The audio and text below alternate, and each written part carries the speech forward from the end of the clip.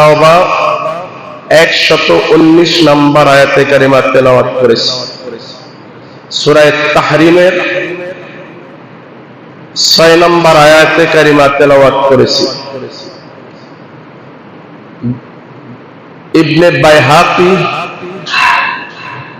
287 নম্বর হাদিসে পাক তেলাওয়াত করেছি। সর্বোপরি কোরআন আর হাদিসের সমন্বয়ে কিছু কথা বলবো আমলের উদ্দেশ্যে। এতে যদি কারো গায়ে লেগে যায় অসুবিধা নাই, কারণ কোরআন তো হেদায়েতের তীর, ঠিক না? কারো লাগবে, কারো ভালো লাগবে, এটাই তো। এখন যদি মনে করেন যে লাগে গেছে, আর লাগাটাই স্বাভাবিক, কারণ এটা হলো মেডিসিন, ওষুধ। এই কোরআন মানুষকে আলোর দিশা দেয়, অন্ধকার থেকে আলোর পথ দেখাইয়া মানুষকে জান্নাতমুখী করে দেয়। যে আয়াতে কারিমা সর্বপ্রথম আমি তেলাওয়াত করেছি সূরা তাওবার, ইয়া আইয়ুহাল্লাযীনা আমানুত্তাকুল্লাহ, আল্লাহ তাআলা আমাদেরকে বলতেছে, হে ঈমানদারগণ শোনো, আমি আল্লাহকে ভয় করো, ওয়া কুনু মা'আস সাদিকিন,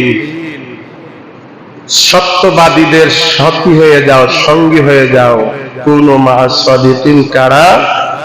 যারা আমলে চলে করে, অর্থাৎ হক্কানি উলামায়ে কেরামদের সঙ্গী হয়ে যাও। সুবহানাল্লাহ বলেন।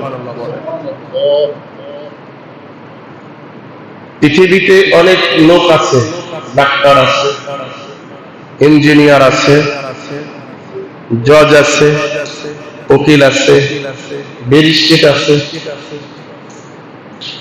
এই সব জিনিস এদের সঙ্গী হইতে আল্লাহ বলে নাই, বলছে কাদের সঙ্গী হতে? উলামায়ে কেরামদের সঙ্গী হতে বলছেন। ঘোষণাটা কার? না কোন ইমাম সাহেব?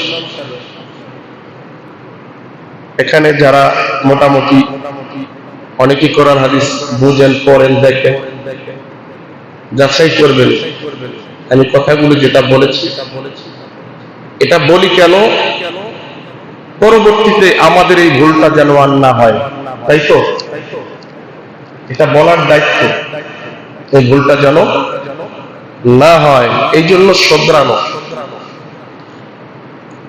ডাক্তার যে প্রেসক্রিপশনটা দেয়, ওই প্রেসক্রিপশনটা আমরা যথাযথভাবে মানার চেষ্টা করি।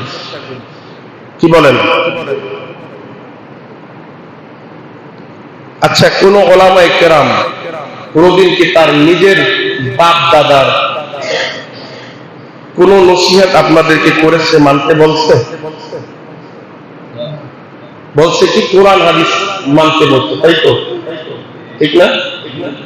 এবার আসি